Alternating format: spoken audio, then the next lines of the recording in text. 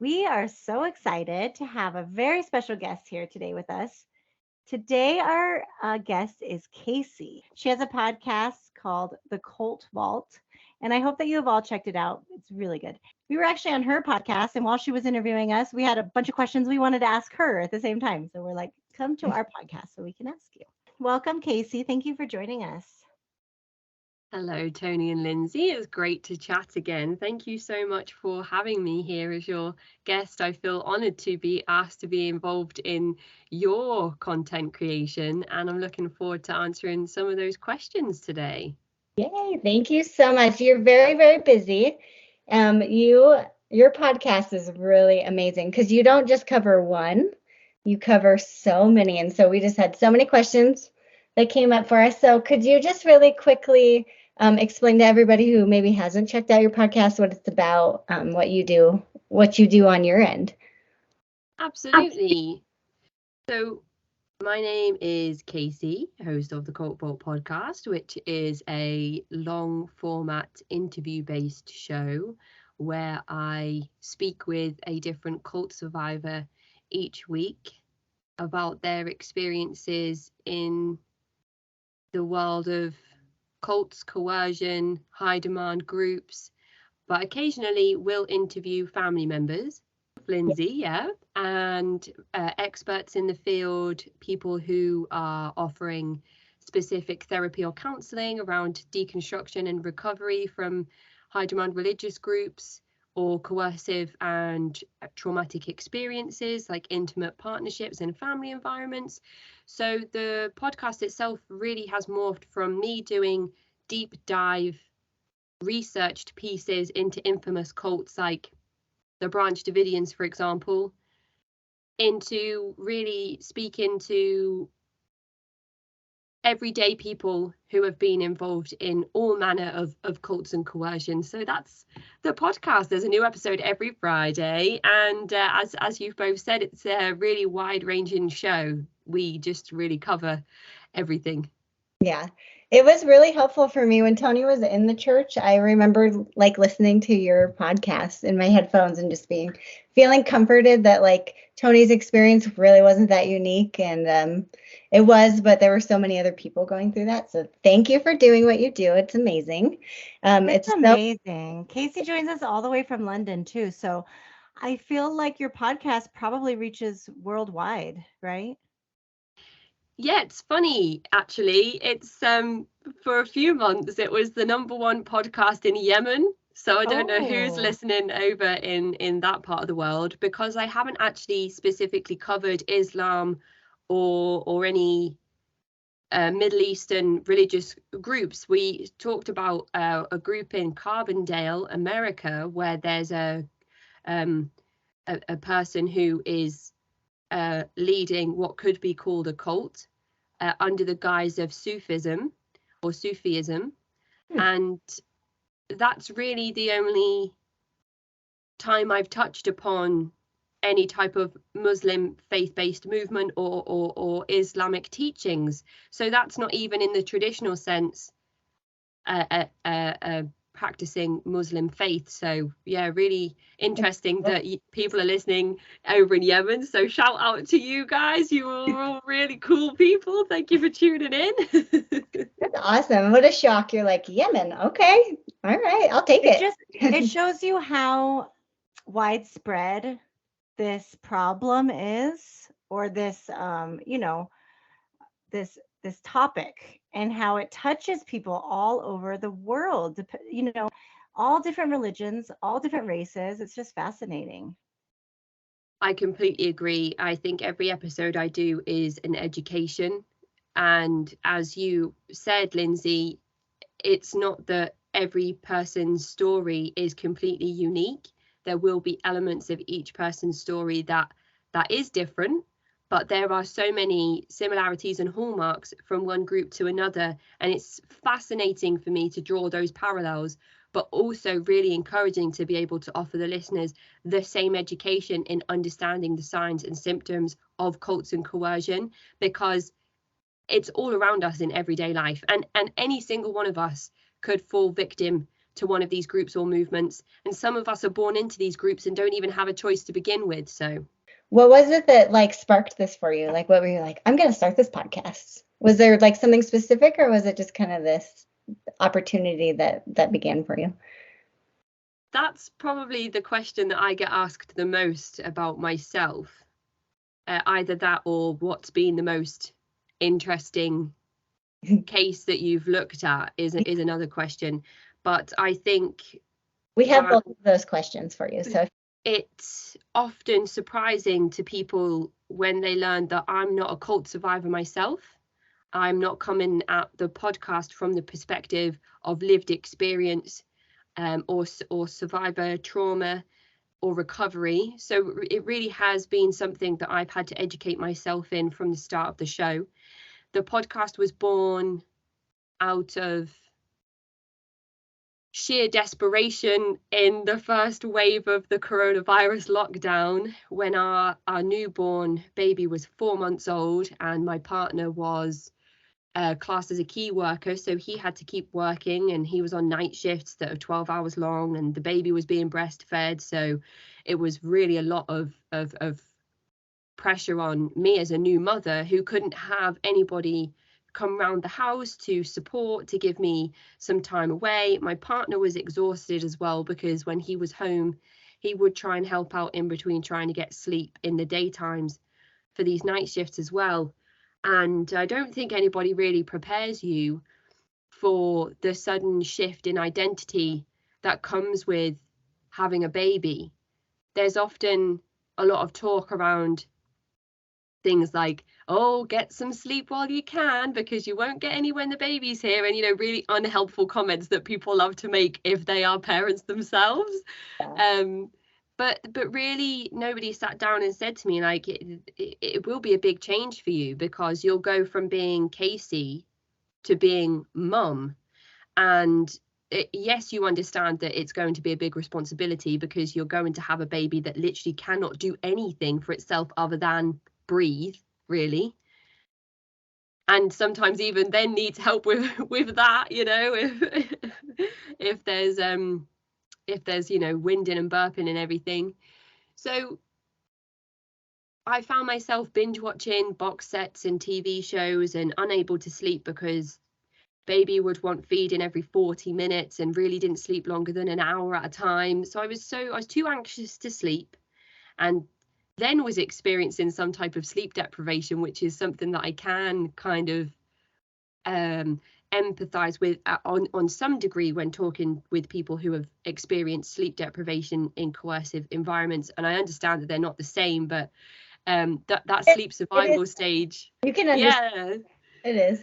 The sleep survival stage of a newborn baby is something else completely. And to be, I know, like looking at you, Tony, to be in that environment of the church and have a baby, oh my goodness, what?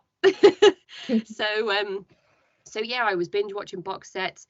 I was in lockdown and I started to get really frustrated, because I thought to myself, I'm going to come out of the end of lockdown and finish my maternity leave, and what am I going to be able to show for that? I'm going to be able to name all of the characters in the hit TV show Lost. Like that, Yeah. that's rubbish to me. I had friends who were like climbing mountains and learning how to do the splits and trying to make the most of this time that we'd all been given, where we were kind of just, encouraged at least to stay indoors. So that's a double psychological whammy on you too, because you're told like, oh, you're going to love being a mother. And also COVID is this beautiful, fantastic time for you to get all this stuff done. And you're just like, sometimes I don't love it all the time. And I also don't want to be productive all the time. I'm not enjoying the lockdown, and I'm not enjoying motherhood every single moment of every day. And I think that's something that a lot of people don't talk about. It's parenthood is so tough. And when you have all of a sudden no support network around you, on top of that, it's something else completely. And talking to my mum now, when she offers me, tips and advice from when she had me when she was younger. First of all, she had her kids when she was really, really young. She was not ready to be a parent. She likewise didn't have the same support network around her, but she also didn't have children in the middle of a lockdown. And things have changed a lot in 30 years.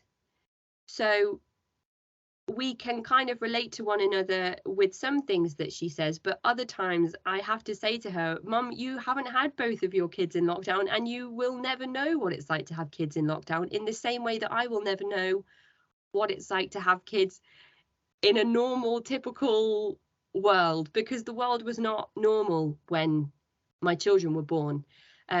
So I tried baking and nearly made my partner sick. And I tried knitting and it almost bored me to death.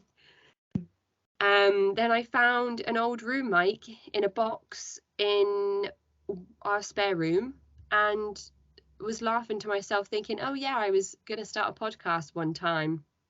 And I had this like folder with all these notes I'd made on unsolved mysteries that I found really interesting. And phoned my friend later on that day and said, what do you think about a podcast? And she said, oh, that sounds good. What are you thinking? I was like, oh, maybe I'll just look at unsolved mysteries. And she said, well, I've just finished this book by Jenna Miscavige, and it was really interesting. It was about her escaping her father's reign as leader of Scientology and her life in the Church of Scientology. So maybe you should do cults. And I said, well, that's a really interesting idea, actually. So that's how the show started. And then after I had some interactions with an author named Helen Zuman, who wrote her memoir, Mating in Captivity, about her time in a group called Zendik on Zendik Farm, I realized that there was so much more to the subject of cults than I thought there was. I was one of these people that binged true crime documentaries and podcasts in a way that I actually think was quite unethical.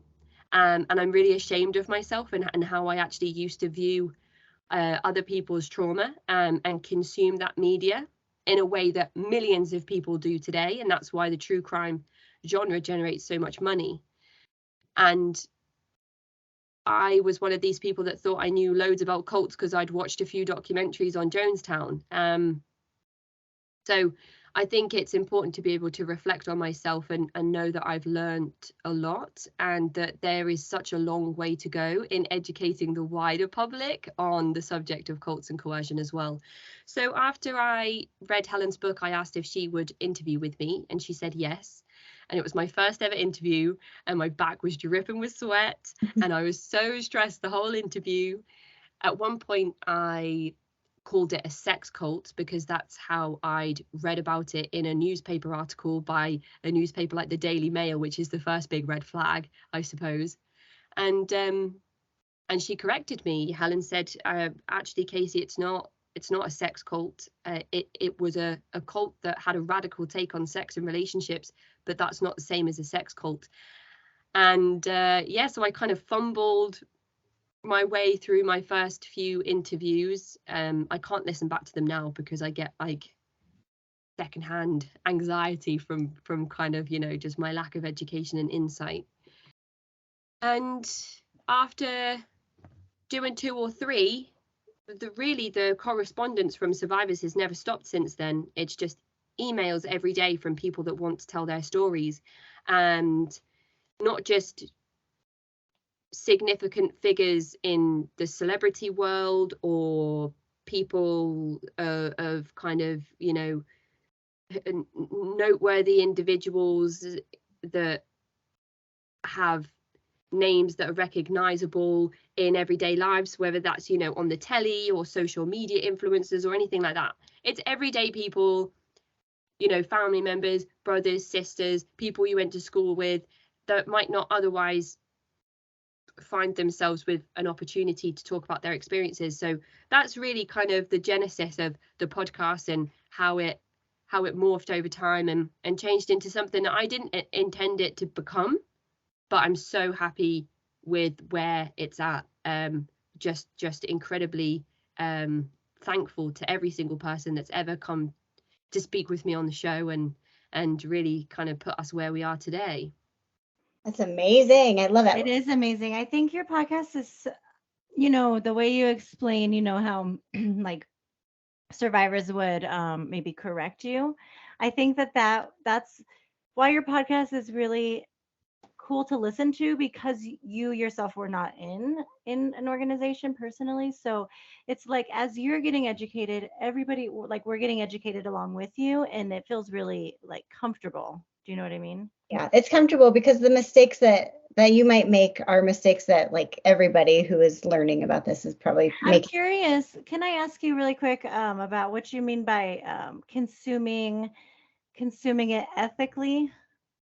Because I don't really think that we really necessarily think about that when we're watching these documentaries and reading these books. I mean, I sort of connected. I just finished the Jeffrey Dahmer show on Netflix, Yeah. and that's what made me think of it. Like, I felt icky watching it. It's kind of weird that I was like, this is so fascinating. Then when it was over, I was like, I don't know why I enjoyed that. Like, that is weird. Is that kind of what you're talking about? Like, it's. Yeah, that's exactly it, really. I think, Lindsay, there was a lot of outcry from the victims' families of Dahmer's victims coming forward to say, why do we still need to keep making content on Jeffrey Dahmer? There's so much already out there. And, if one of them goes to sign into their Netflix account, it's Evan Peters, who looks strikingly like Jeffrey Dahmer, his face plastered all over it. And the algorithm for Netflix is really pushing everyone to watch that documentary because it's doing so well, or the dramatized docuseries, sorry. And could you imagine being somebody whose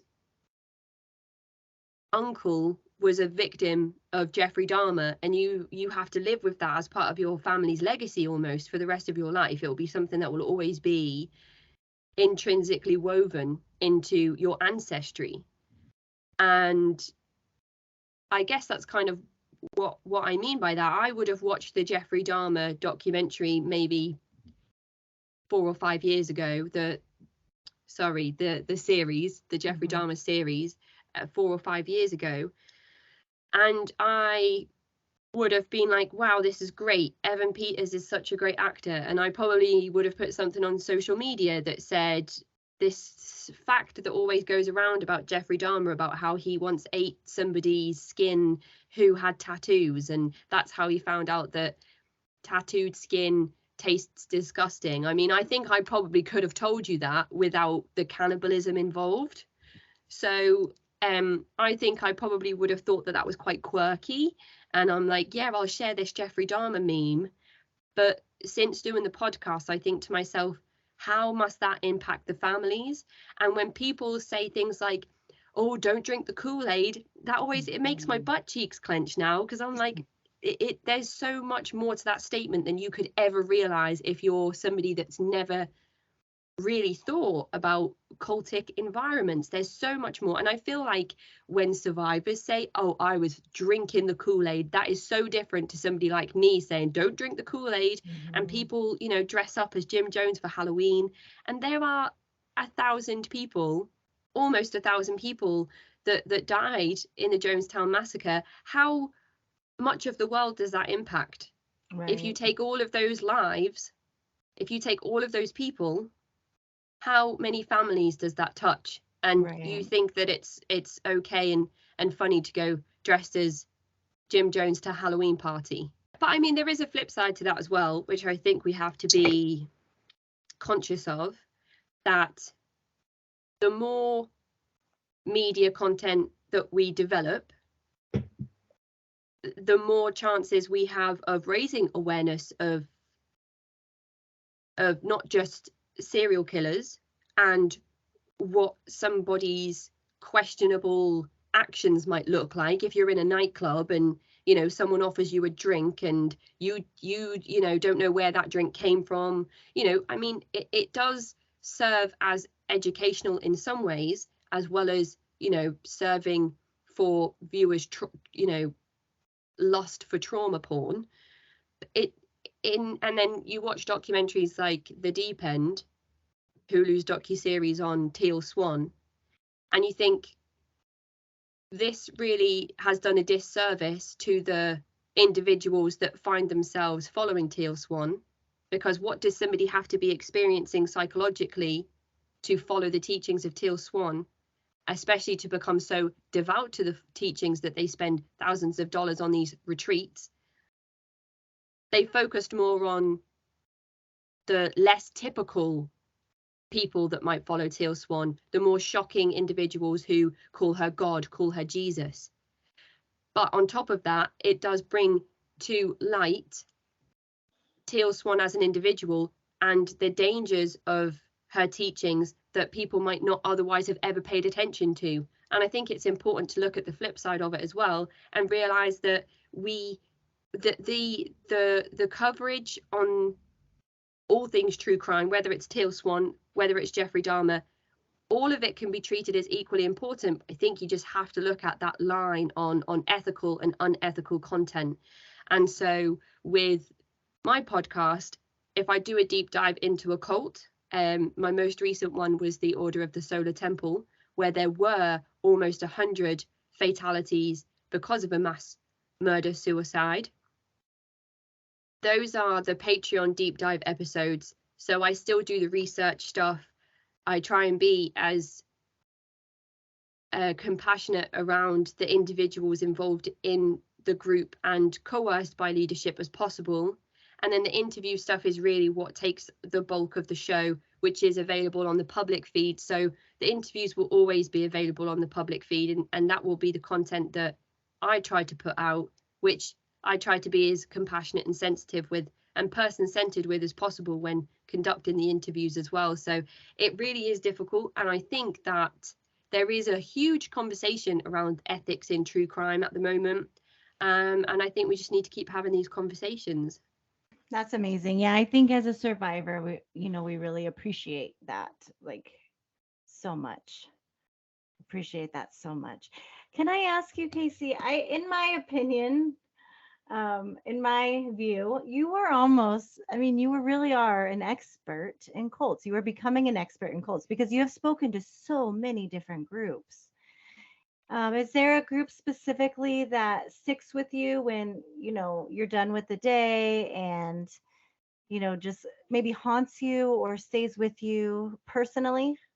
I think that's it's a really interesting question, and I think it's quite a difficult one to answer because the work for the show never really stops. So I might be sending interview questions to interview somebody in 3 or 4 days' time, and then reading people's memoirs and then conducting interviews and then editing previous interviews that I've done. So my mind is kind of always in silos depending on what I'm working on. But there are a few moments in episodes that have stuck with me, mostly around child abuse. Anything to do with children, I think, is really difficult. I have the ability to desensitize myself and decompartmentalize a little bit from the previous job roles that I've had in life, which I think you need to be able to do to work with children that are vulnerable, in danger, and are being abused, to be the most supportive and professional person that you can be in those environments. And also having 2 young children myself, I think makes it extremely difficult to imagine either my children being in those environments that some of the guests have experienced or that their children have experienced. So I think those are the things that stick with me the most. I didn't realize that there was a thing called secondhand trauma, which is what a psychotherapist named Nicola Ranson told me about. And Nicola was a previous guest on my show. She followed Bhagwan Sri Rajneesh of the sannyasin movement of Wild Wild Country fame. Mm-hmm. And she has a memoir coming out in the spring called A Slice of Orange, which she gave me the opportunity to read. And it was only after my conversation with Nicola that I realized that continuous conversations around traumatic experiences, around abuse, around really the most difficult things that humans experience at the hands of other human beings, the exposure continuously to that can actually affect the host's mental health. So I think that's something to be wary of, and something that I've had to be mindful of for my own safety, really, and productiveness around the show. Otherwise you experience burnout, or you get close to burnout. And how can the podcast continue to support people if I'm not even able to support myself? So sometimes there is that to consider. But in terms of the one interview that I always come back to, it's with a man named Kerry Noble, who is the former co-leader of a group called the Covenant, the Sword, and the Arm of the Lord, which was a far-right Christian militia who were most prevalent in America, in a really rural part of America in the 70s. And Kerry joined and described this place as utopia. They had Christian values. They interpreted the Bible in a way that he felt was traditional, was safe. They lived on this intentional community that he said really was some of the best years of his life, that he should have just left 6 months before everything changed. He said that if he could have left 6 months before, he really would still consider that the best time of his life. And over time, Kerry became sort of the religious leader of the group, the pastor, the preacher, the man that would lead church services. And there was another man who was responsible for really organizing the group, deciding which direction the group would be going in, really organizing the community in the way that he felt the community should exist.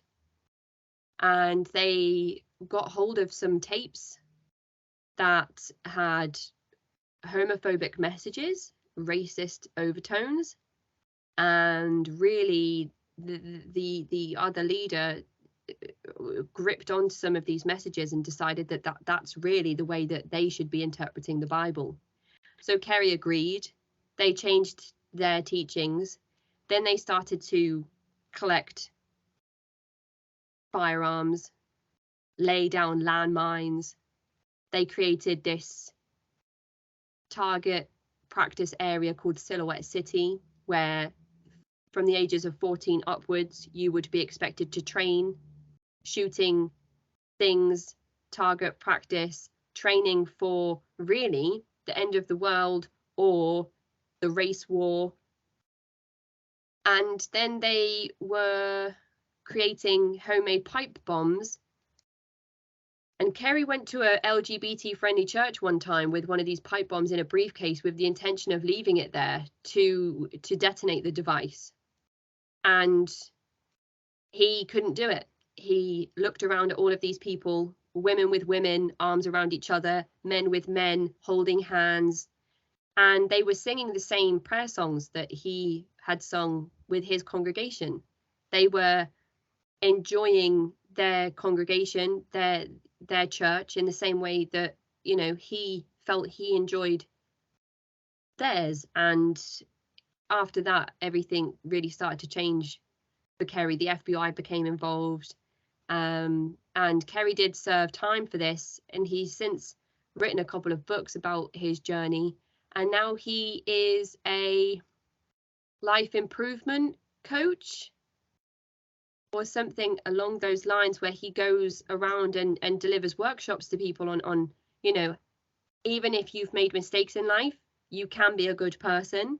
And he uses his life experience to really deliver that message. So every time I am asked what episode really sticks with you, it's always that one, because I think Kerry really went full circle. He went from a typical person to a cult leader to a typical person with a story about being a cult leader. Yeah. And I just think it's an incredible journey when you look at how he wanted to be part of something bigger than himself, to potentially blowing up a church full of people who were just trying to say their Sunday prayers. When you hear about all of the crazy little offshoots in America, are you like, what's going on over there? Yeah, right. It's okay. We wonder ourselves what is going on over here. We also feel that way. You mentioned like child abuse was, something that would really stick with you. Do you find that a lot in these groups? Do you find child abuse to be something that is prevalent among all the different types of groups, or is that something that's pretty rare? I don't know. I think it's pretty common. I think it's rarer to hear a story where there isn't child abuse. For example, if you were to take Heaven's Gate, there were no children that I know of that were involved in that group, that lived in that mansion, that died during the Hale Bops Passover. And I don't think that the men and women, that the people involved were encouraged to be sterilized. I know that the men did self-mutilate, but it's my understanding, I could be wrong about this, that it was actually the followers' idea that they pitched to Marshall Applewhite. They decided that because they were celibate, they didn't need the temptation. And so it was actually the followers' idea, as far as I'm aware, to go through with that. So I think that that's a really strange example, or a non-typical example of where children are not involved. Child abuse is rife within almost all environments of cults and coercion, because if you have control over somebody's children, you have control over their parents. If you have control over children's parents, you have control over what the children are learning, the rigid doctrine that you are subjecting them to. Even if there isn't spiritual abuse or physical abuse through spankings, whether you're using phrases from the Bible like spare the rod, whatever it is, however you're justifying basically controlling children, there is weaponizing of family members against one another, like the shunning process that we see in so many high demand religious groups. And I'm not just talking about religion, I'm talking about coercive groups across the board that use children in this same manner to control the parents. And I think that it's incredibly sad that a lot of organizations and communities will pitch themselves as loving family environments, uncles and aunties, brothers and sisters. They use this language that creates this environment that makes you think, how could my children ever be abused in this environment? And then you find out that children are being raped. You find out that children are being married to older men. You find out that children are being abused by people that they live with. And then you find out that these groups are doing in-house investigations and not even taking it to law enforcement. I mean, these are some of the more severe cases, but they are so common in so many of the interviews that I do. And it never gets any easier to hear people talk about their abuse or their children's abuse. But it is all instrumental to the total control of leadership over an individual. If your children are being held captive by a group, then you have no chance of leaving. And if you do, there is a difficult decision that you have to make a lot of the time on whether you are going to leave on your own or whether you are going to try and take your children out of that environment with no money, with no clothes, with nowhere to go, with no family that you can contact, knowing that you will never be able to return to that community because you'll be shunned. So it's really rare to hear stories where children are not impacted in that way somehow. Emotional abuse, verbal abuse, and then severe beatings and sexual abuse on the more severe end of that scale.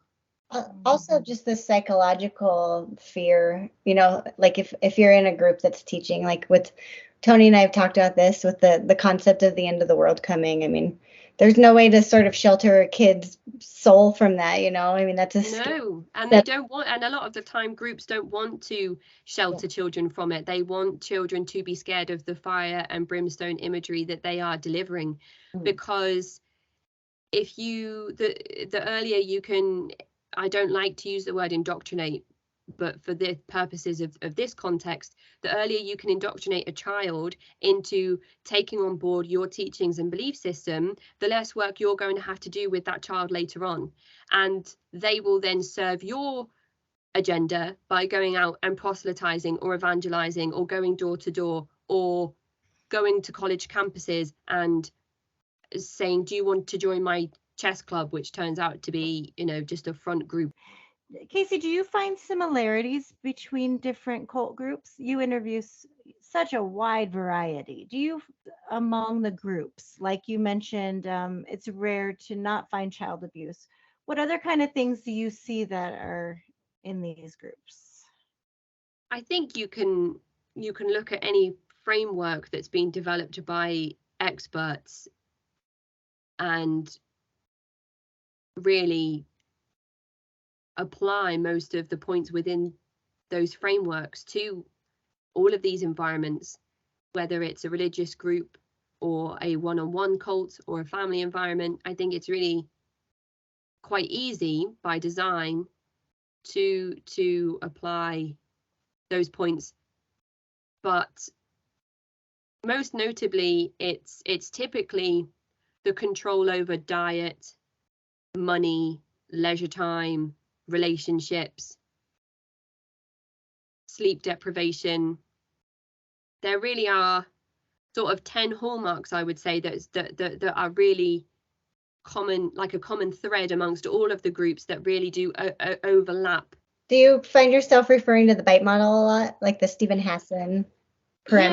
Yeah, I do. I used to use the bite model a lot for my pre-interview process, but I since sat down and had the opportunity to work with Janja Lalich to develop her bounded choice model to integrate that into my pre-interview process. And what's really great about the bounded choice model is that there is a section in it that Janja's worked really hard on and still continues to bring a spotlight to: first and multi-generational adults that have been born in and raised within cults and coercive groups.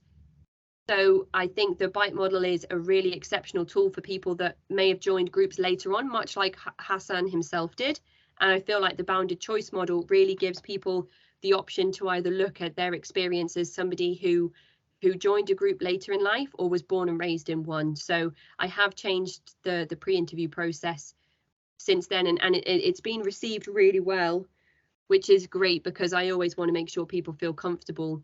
But I think whether you're using the behavior, information, thought, and emotional control model, or you're looking at the bounded choice model, you could take Jehovah's Witnesses, for example, and you could really identify the cult-like elements of that religious group using either model.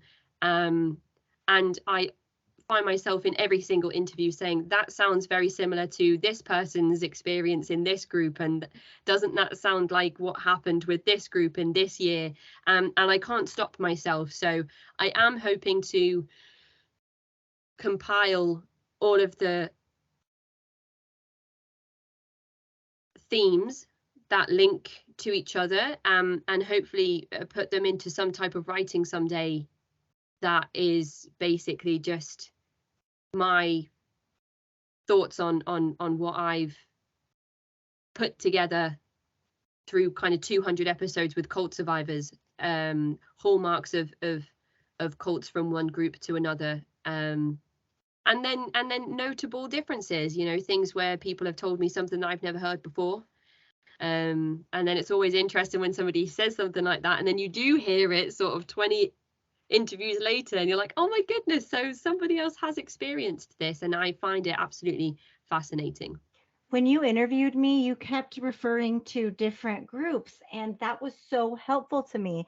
And then later I went back and I looked at some of those groups and I thought, and so it is so helpful as a survivor to know that you are not alone, even if it isn't your specific group. There are other groups, following these same patterns. And for some reason or another, it is very helpful. It's very helpful. Well, I'm glad that it's helpful in that way. I know that some people that listen to the show that maybe aren't survivors or don't have too much knowledge in the cult deconstruction or education side of things find that they find that disrespectful to the guests sometimes. So I receive feedback sometimes that says, let your guest talk, stop talking, you don't need to talk about other groups.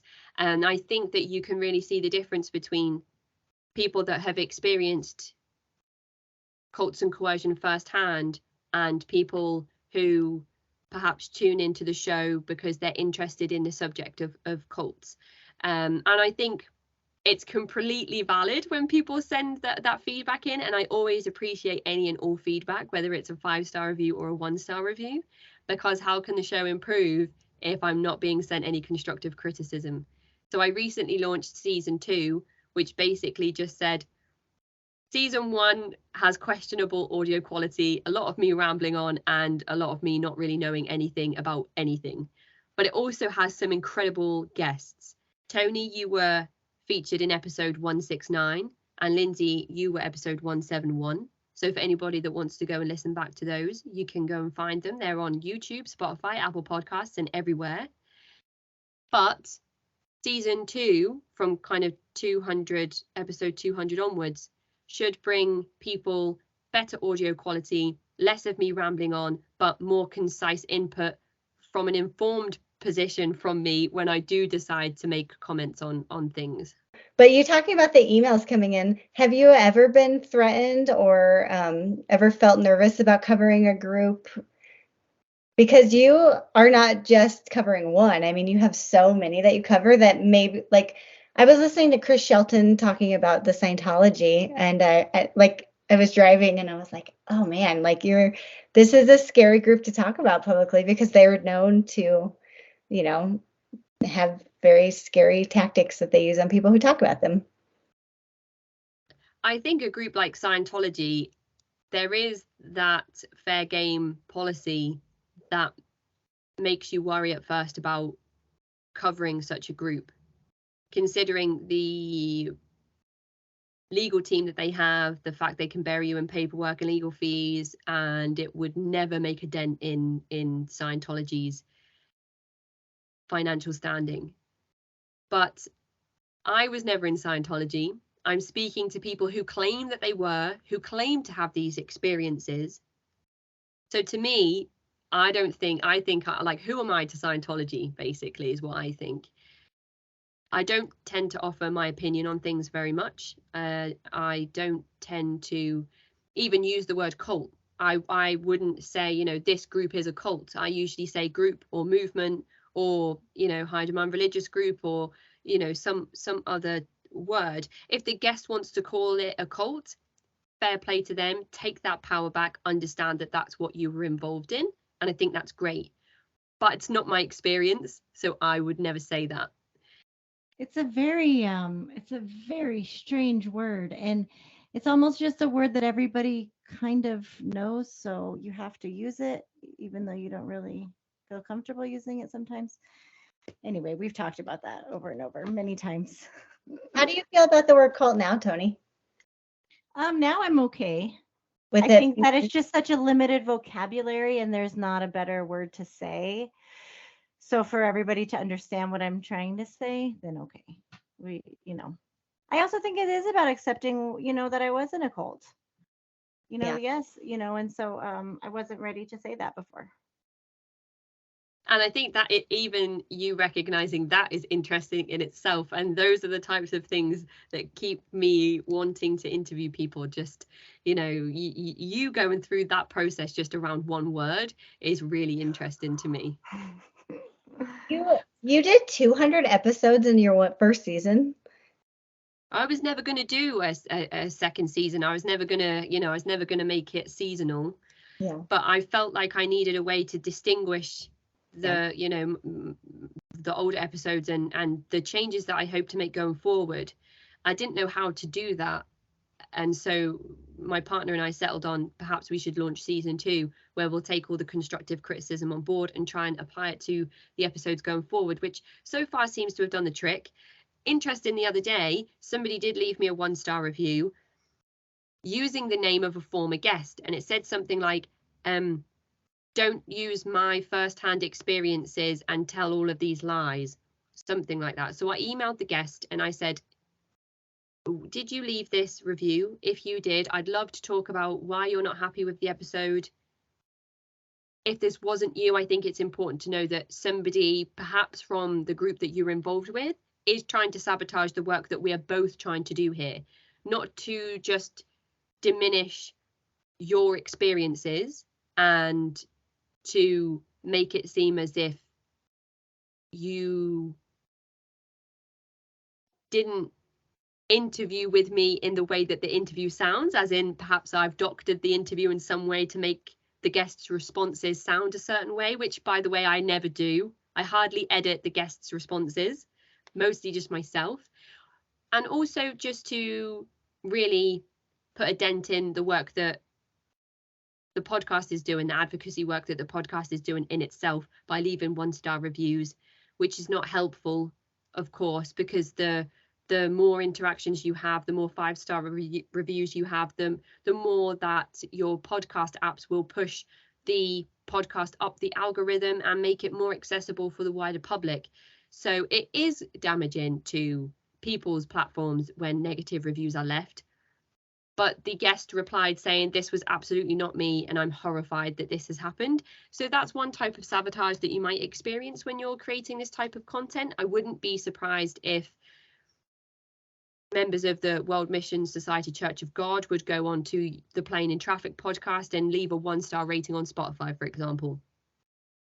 But another way is, which I think is really funny, somebody keeps signing me up to all of these malicious mailing lists under different names. So we get Chinese porn spam. Oh my goodness. Wow. I mean, at least that's interesting. I get a lot of people trying to tell me that they are royalty, or that they work for the government, and that they have all this money that they need to get rid of somehow, and they want to send it to me. And I'm always called a different name. I've been like Jay, Eleanor, Rodriguez. So somebody is just putting my email address into all of these different mailing lists, and I get spammed with hundreds of emails a day. But that wasn't from our interviews. We apologize if it was the Whimscog. Yeah. I mean, who knows? But it's I think that's quite, I don't know why I found it quite endearing. Somebody sitting there putting my email address into all of these mailing lists. Oh, you put in the effort to mess with me, and thank you. Yeah. So I haven't had anything like threats, although interestingly, one time I was trying to cover the Landmark Forum, and I had a very notable cult expert get in touch with me and warn me against talking out publicly about the Landmark Forum, because they themselves had been privy to a lawsuit from Landmark when talking about them in one of their books. So I'm yet to speak out about Landmark. I have had a couple of guests, interestingly, who have offered to be paid by me to tell their story about Landmark, and it's almost like they're using their large group awareness training, their LGAT training, on me as a podcast host, trying to talk about cults and coercion and inform the public about LGATs and the dangers of certain awareness training. So I thought that was really interesting. People are like, I would love to tell you my story, but it's my intellectual property, so I will sell it to you. And I just think that's really interesting. I'm excited for season 2, Kacey. Can you tell us what you have coming up? Can you give us some insight? Well, I can. So I don't know when this episode will air, but I've released a couple of episodes for season 2 already, and I have an interview coming out. Next Friday with Daniel Shaw of traumatic narcissism infamy, I suppose. He coined the term and has written a couple of books about the subject. So that was a really interesting conversation, and I think will be really validating for a lot of the listeners. And then I have all sorts of things coming up. I'm going to be speaking to the host of another podcast about cults, one that came out of Australia recently called The Commune. And he's going to come and talk to me about putting that show together, which will be quite exciting. And I have interviews coming out with one of my favorite guests. Her name's Kristen Decker. She was she was 7th generation born into a polygamist group in Utah called the Apostolic United Brethren, one of the biggest polygamous sects under the Mormon faith, next to the FLDS Church. And she will be talking about her experiences being a plural wife and growing up with multiple mothers, and really what we can be doing to help people who are being raised in forced polygamy or forced polygyny. I think is it polygyny when because there's two different words for when a man has multiple wives and when a woman has multiple husbands. I didn't know that. So I think it's polygyny for a man that has many wives, but we just say polygamy because that's typically what people understand to be, somebody with multiple spouses. So that would be an interesting one. There's so many things coming up. We're talking today, early October. My diary is booked up till March, and when people email me, I feel absolutely terrible that I have to say, like, I would love to speak with you, but I can't do it until the middle of next year. So that's amazing. Good for you. That's so awesome. So it is. It's exciting. I mean, it's in some ways it's not a bad problem to have, but it does feel it does feel tough when people reach out and say, that they would like to talk. And I can only do 2 interviews a week at the moment, so it's it's tough. But there's loads of stuff coming out. There's a different featured memoir every month. Oh, a new change in structure.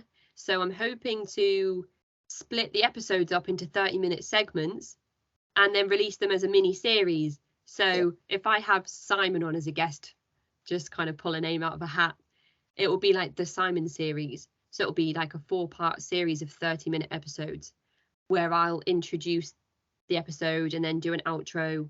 And then part 2 would be like, in part 1, we heard about how Simon got involved with the group. In part 2, you can expect to hear Simon's experiences in his core time in the group. Because apparently the sweet spot for podcast episodes is 30 to 40 minutes. And to really push the podcast up to that next level, I really have to look at getting the episodes shorter. So I'm going to try that, and I'll keep the full length episodes available for patrons from the £1 a month tier upwards. So if people are really wanting to hold on to that long format, then they'll have the opportunity to do that from like $1.50 a month. We've had feedback about that. Like, some people are like, I really was listening, and then you had like a 3-hour interview and I couldn't listen. Like I just didn't have time to listen to 3 hours in one sitting. So it really seems like the survivors want to tell their stories. Like, it seems like they're all reaching out to you, Kacey. Like, we want to, it's part of, I feel like it's part of our healing. And so, people feel safe, and it's a public forum where we can say what we want to say, safely and freely. But it's hard to do in 40 minutes. It's impossible. Exactly. Yeah. And I'm glad that it feels that way for, as somebody that's been on the show. It's really validating to me, and I think important to highlight that that's the experience you've had. I'm really, really glad that that's the case, because that's what we're kind of striving for. And when I say we, I mean me. I always say we, like I'm a collective. That's what we're really hoping for. So I'm glad that that's your takeaway from the experience, and that it has been healing. But I think you're right. I would never be the type of person that says, Tony, I really want to hear your life story and all these experiences that you've had, but in about 30 minutes, if that's okay. How can somebody tell you in depth about their experiences, and how can you ever understand the whole story if you only allow people to talk for 30, 40 minutes? Right. I mean, that's when you get only the shock value details, and then there's that misunderstanding of like, that's crazy, right? Yeah, there's no time for the the meat of it. The real stuff. Yeah. Exactly. So if we were to talk about the bulk of your story, Tony, you'd probably have people listening saying, how could you raise a child in that environment? How could you have another child in that environment? Without people understanding, you know, how it started and how it got to that point. And it's so important to raise awareness of that, because those parts of people's journeys are where we can deter people from getting involved fully into these groups in the first place. And then equally as important is the outcome from that, and reintegrating into typical life, and how family members support one another, and how, you know, Lindsay, you talked about really being there for Tony and then still supporting her today by talking through these things on the podcast, and having a different perspective than Tony has, and really being an audience to Tony's experiences and things that you never knew about. So it is so much more important than just talking about, you know, your core time in the church, and really stepping away from that and looking at the bigger picture. So the one way around that I've thought of is to kind of package the episodes up as a series, which would be, I think, less of an interview format and more of a storytelling format, where I kind of ask one or two questions and let the guest run with their story. And if there's a need for a little prompt here and there, then that's what I'll offer. But really, it's kind of like hands off from me in terms of questioning the guest, because I don't feel you can package that up as a series if it's just me kind of like asking a load of questions. That's awesome. I'm excited. I can't wait to hear. Me too. I've already written down like 7 books that you've mentioned. I'm like making notes as we're going. It's what I do when I listen to your when I'm driving. I have to like take out my notes section and be like shout it into my phone, hoping the microphone will pick it up. I'm curious, what was on your unsolved mystery list? I'm fascinated by unsolved mysteries too. Like in Colorado, we have the JonBenet Ramsey. And that one has just always fascinated me. I'm just curious which ones you had. Well, I did I do a conspiracy vault episode occasionally. Oh, I listened to it. You did the one with Katy Perry? Yeah, it was about Katy Perry as JonBenet Ramsey, which I had sort of heard that before, and I listened to that. Yeah, that was very. Sometimes it's like a little break from some of the heavier stuff. And with the JonBenet episode, really didn't touch on the event itself of the death of JonBenet Ramsey, which of course is so tragic and still remains unsolved to this day. Hopefully it will be solved before the end of our lifetime, because I know that's kind of number one for a lot of people when they say what case would you like to see solved. I had on my list the Hinterkaifeck murders. I don't know if you've heard about them. Well, you should look that up because it's really interesting. The Wikipedia synopsis: the Hinterkaifeck murders occurred on the evening of 31st of March 1922, when 6 inhabitants of a small Bavarian farmstead located approximately 7 kilometers north of Munich, Germany, were murdered by an unknown assailant. The 6 victims, who are named here, were all found struck dead. The perpetrator lived with the 6 corpses of their victims for 3 days. The murders are considered one of the most gruesome and puzzling unsolved crimes in German history. There's just a load of things involved in that case where there's footsteps leading in the snow up to the house for a few days, but don't lead away, and nobody's been to visit, and there's been no post. And one of the people that lived in the house kept saying that they were hearing noises, that they thought that there was somebody lurking around. Keys started going missing. There's just a lot of things that that happened in the circumstances around the family themselves as well. There was questions around incestuous relationships and domestic violence taking place, and really potentially perhaps a cultic environment in terms of the fathers imposing power over the other people living in the house. But a really, really tragic story and never been solved. So Wow.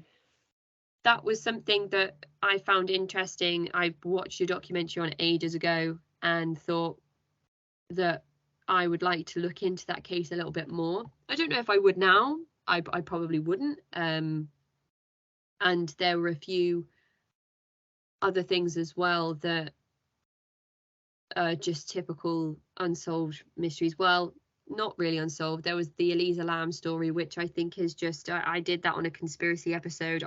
I don't think I'd do that now. I think that's in bad taste now.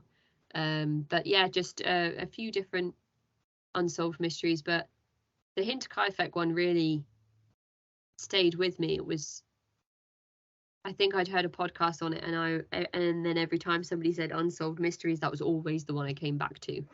I want to look it up. Do you find do you find cults or groups in certain parts of the world are more prevalent, or like do you find more survivors in America or in Europe? Or Most of the people I've spoken to on the show have been in America. I'm still terrible with time zones as well, even after all this time. And I think that there is something to be said with the Western world's influence in other parts of the world that allow for these environments to be exacerbated. For example, if you take the World Mission Society Church of God, if you take Shincheonji, if you take the Unification Church, and you look at how they are all blueprints of one another, and they all came from Korea over to America, it's almost like America's susceptibility to different Christian groups with radical messages, like a Korean Messiah, for example, which is radical in terms of traditional Christianity. I'm not saying that I think that that's personally radical. I think if anybody came forward and claimed to be Jesus, me at this point would now kind of be like, oh, okay, well, we've had every type of Jesus Christ and or Messiah possible at this point. But there is something about America. I don't know if it's because America's still a very young country. I don't know if you can trace things back to the human potential movement or the great awakenings that the country has experienced, how televangelism really took hold of the country. There are so many different specific spiritual religious events that happened in America that are quite poignant. But then again, we don't really know enough about non-English speaking countries and their religious practices to be able to draw that comparison. I think that there are a lot of communities that exist likely in hidden parts of the world or less visible parts of the world, where I might look at certain cultural practices and think that looks misogynistic, that looks like a huge power imbalance, that looks like forced polygamy. But who am I to speak on cultural traditions that take place in tribes, for example, that I have absolutely really no deep understanding of? Right. And who aren't going to have people leave and then immediately like email a podcast and say, let me come on and share my story. I mean, the access to their stories is so different too. That's a good point. Are churches tax exempt in Europe? Yes, they are. Yeah. Okay. Yeah, but we do have a law around coercive and controlling behavior in the UK, which you don't have in America. Currently, it only extends to intimate partnerships and family environments. But in 2015, it was introduced into the Serious Crime Act to be illegal to exert coercive or controlling behavior over an individual. So that's a step in the right direction. Extended that to groups, I mean, where would you even start? And then it's difficult when you take religion into the bigger picture because of religious freedom and because of the tax exempt status. And then you would be looking back on, you know, it's almost like overturning a piece of legislation when you have hundreds of thousands of people convicted of that specific piece of legislation. Do you then let all of those potentially dangerous people back onto the streets because that legislation no longer applies? It's like the blood doctrine with the Jehovah's Witnesses. It's ancient, it's archaic, it's outdated, but if you changed it now, how many people would come forward and say, my wife died during childbirth because she didn't accept a transfusion.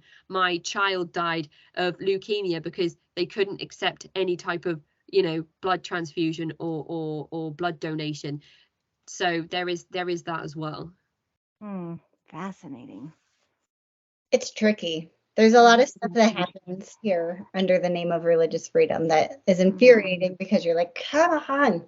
The last question that I really want to know about you is you had mentioned that you'd like to binge watch those shows during COVID lockdown. What kind of music do you like? Like, what kind of art do you consume outside of your podcast? Wow, that's a tough question.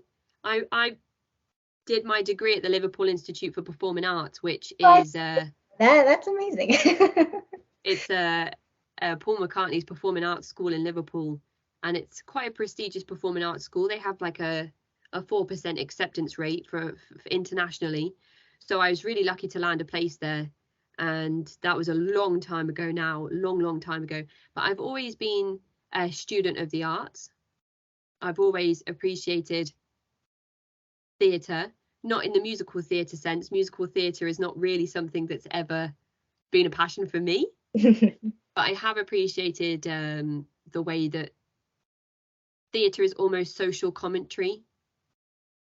And I think the reason that theatre is so interesting is because you can look at people and decide how you are going to take what you've seen from people and put it into make-believe. So that's something that's always been really interesting to me.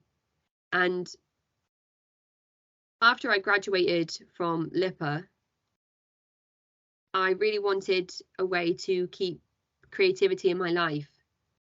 The first few jobs that I had after university were just to be able to stay in the city that I was living in and not move back to my parents' house like most of my peer group did. So I was kind of alone in the city.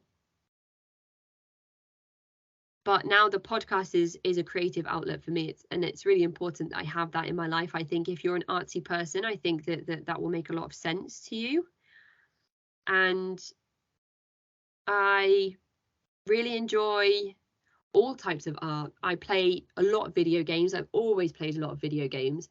I play mostly I play this game called Smite, which is a multiplayer online battle arena, which is a MOBA. And MOBAs are like League of Legends is a MOBA. So that's probably the most famous, well, that is the most famous MOBA and one of the most famous video games ever made. And it's basically just like capture the flag is something that some of the listeners might have heard of. Your team of 5 has a tower, the enemy team of 5 has a tower, and you have to basically strategize to take the enemy's tower before they take yours.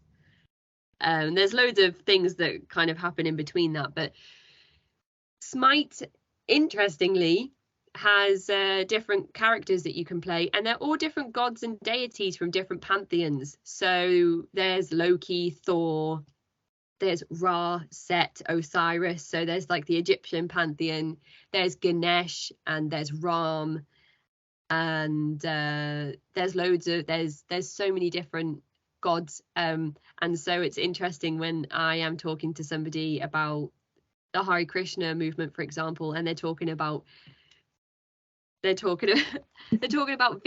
and they're talking about Vamana, and Vamana is one of the gods that you can play in Smite. So that's kind of what I do as my creative outlet. And music wise, I find myself just listening to all the songs that I used to listen to when I was like 13. So I might have a day where I'm listening to like Busted and McFly, and then I might be listening to Backstreet Boys, and then I listen to some of my mum's music like New Kids on the Block and Madonna and Michael Jackson. My favorite artist of all time is probably Hans Zimmer, who is a film composer, and he's written the music for films like Pirates of the Caribbean, which is my favorite series, my favorite franchise of all time. I still have a Pirates of the Caribbean duvet cover that I sleep in that I've had since I was about 10, which obviously has been washed since I was 10. And films like The Lion King, films like Interstellar, the Batman series, well, the Christopher Nolan Batman series. He did the music for Gladiator. It really just is some of the most beautiful music in the world. And I had the opportunity to see him in Liverpool a few years ago, and I just cried the whole time. It was otherworldly, absolutely incredible. So when people ask me what my favorite music is, it's actually film music. Our dad is going to freak out when he finds out what school you went to. And you'll love to know that my husband watches Interstellar every night to fall asleep. Like the most stressful movie ever, he watches it and falls asleep. I bet it's the music. The music to that film's amazing. It's so good. It's so good. So I take it your father is a Beatles fan? Oh yeah. Oh yeah. That's cool. That's cool. I mean, I'm in Liverpool and they influence everything in this city. The legacy that they have left for the city is huge. And we just landed Eurovision. So we're going to be hosting Eurovision in May. And that's so exciting. It's going to be amazing. Hopefully I can get tickets. Wow. That's amazing. How fun. I had no idea about your background. I really was just like, I wonder what kind of music she listens to. Thank you so much for talking to us. This has been really interesting. No, I've really appreciated the chance to be on the other side of the microphone and just kind of for an hour or so. So I appreciate the opportunity, and I'm glad to see that you're both still continuing with your important work. And I hope that this conversation can be at least interesting to some people, even if it's not a traditional guest that you might have on Playing in Traffic. I think that's what the next season is going to be. I think we're evolving also, like yours, you know, like I just thought I just want to put out like 5 episodes and tell my story. And now here we are all these episodes later and having new ideas all the time. So we kind of just let, our every episode is kind of just whatever comes in front of our face at the moment. And we're like, that sounds interesting. Let's cover that. We have a platform. I love that. And it's exciting to know that people are picking up this particular format of content creation and really sticking with it. So I'm excited to see where you both go in the future. Who knows, maybe there'll have to be an update episode. I am hoping to rebook some guests that I had on in season 1 and almost redo our interviews now that I can at least understand a little bit of what I'm trying to say and what the guest is explaining at the same time. If you ever need a break from your show and you're just like, I just want to chat with them for a little bit, you just call us and you can come on anytime. You have an open. I love that. And I'm hoping actually to be invited to CrimeCon in America next September, which is taking place in Miami. So I'm going to be trying to rally as many of my new American friends together as possible to come and visit. Wow. I don't know how ethical the American CrimeCon is, but I know that the UK one is really taking steps to try and make it as sensitive as possible. Oh, I bet ours is not even trying at all. I can't imagine the American crime. I can't imagine that it'll be sensitive. All right, everybody check out season 2 of The Cult Vault and go back and listen to previous episodes. There are so many good episodes, so many good interviews, a lot of good information. It's so educational. So thank you very much, Kacey. Thank you both. Thank you both so much for your time. I appreciate you chatting with me today. Yeah. Boom, baby.